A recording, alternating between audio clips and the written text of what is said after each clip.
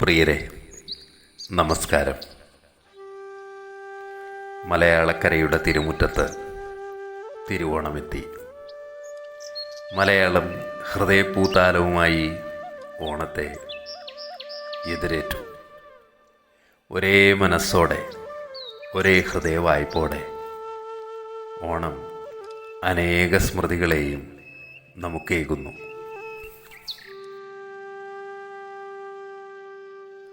എന്താണ് ഓണം നമുക്ക്? ഓണത്തിന് നമുക്ക് അയവിറക്കാൻ മനോജ്ഞമായൊരു പുരാവൃത്തമുണ്ട്. മഹാബലിയുടെയും വാമനൻ്റെയും. നാം മാവേലി നാടിനെക്കുറിച്ച് ഓർക്കുന്നു. എല്ലാ മനുഷ്യരും ഒന്നായിരിക്കുന്ന ഒരു കാലത്തെക്കുറിച്ച് ഓർക്കുന്നു. എന്നാൽ ഒന്ന് ചിന്തിച്ചാൽ നമുക്കറിയാം, മാനവരെല്ലാവരും ഒന്നായിരുന്ന ഒരു കാലം ഇന്നോളം ഉണ്ടായിട്ടില്ല എന്ന്. അടിസ്ഥാനപരമായ സ്വാർത്ഥതയെ പേറുന്ന മനുഷ്യർക്ക് ഒന്നാവുക അത്ര എളുപ്പമല്ല. അതിന് അത്രമാത്രം ഹൃദയവിശാലത വേണം.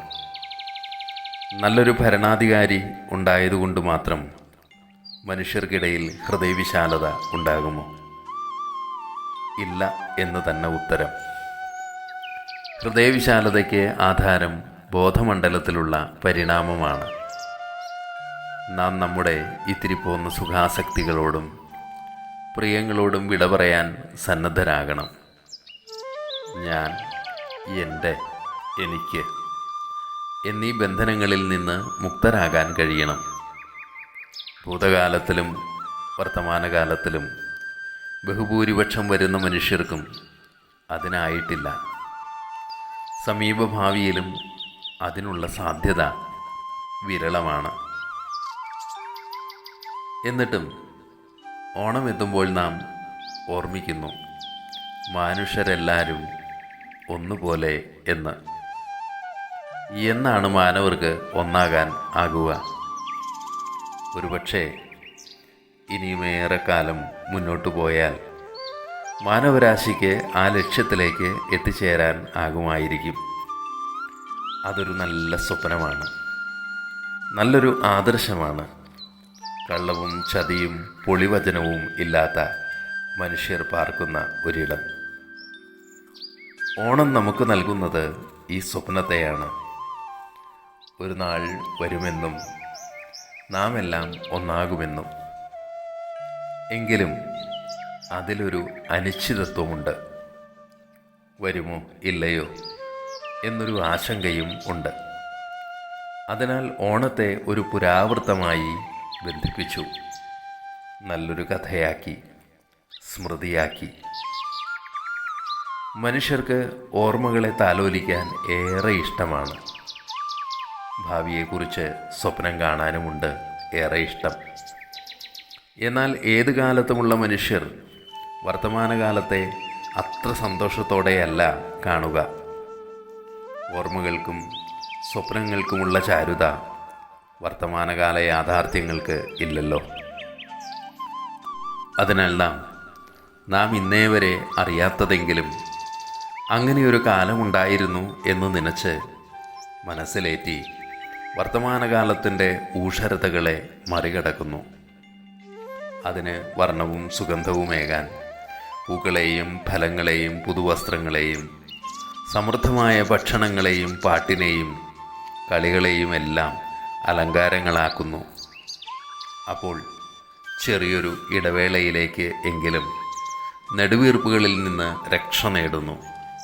അതിനാൽ ഓണം ഒരു വിഭാഗം ജനതയുടേത് മാത്രമാകുന്നില്ല. സ്വപ്നം കാണാൻ ആർക്കാണ് അവകാശമില്ലാത്തത്? നല്ലൊരു നാളെയെ സ്വപ്നം കാണാത്തവരായി ആരാണ് ഉള്ളത്? ഏത് കാലത്തും ഏത് ലോകത്തും മനുഷ്യരിങ്ങനെ സ്വപ്നങ്ങൾ കാത്തു സൂക്ഷിച്ചിട്ടുണ്ട്. മതങ്ങൾ പിറവികൊണ്ടത്, പ്രസ്ഥാനങ്ങൾ പിറവികൊണ്ടത്, പ്രത്യയശാസ്ത്രങ്ങൾ ആവിർഭവിച്ചത് എന്തിന്? ചെറിയൊരു ക്ലബിൻ്റെ പിറവി പോലും ഇത്തരം സ്വപ്നങ്ങളുടെ ഭാഗമാണ്. ഓരോ മനസ്സും അതിൻ്റെ വീക്ഷണങ്ങൾക്കും മനോഭാവങ്ങൾക്കും അനുസരിച്ചുള്ള ഒരു ആദർശ ലോകത്തെ കാണുന്നു. സമാന മനസ്കർ ഒന്നിച്ചു ചേരുന്നു. സ്വപ്ന സാക്ഷാത്കാരത്തിനായി കർമ്മനിരതരാകുന്നു. ജീവിതത്തിൻ്റെ തിക്കുതിരക്കുകൾക്കിടയിൽ ആ പ്രചോദനം മാഞ്ഞു പോകാതിരിക്കാനായി ആണ്ടിലൊരിക്കലെങ്കിലും സ്മൃതികളായി അവയെ ആനയിക്കുന്നു.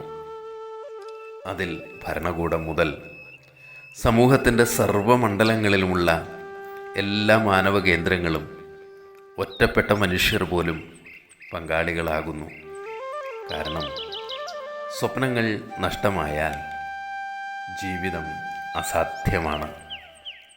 പൂർണ്ണത നേടിയാൽ നാം പിന്നെ എങ്ങോട്ട് പോകും?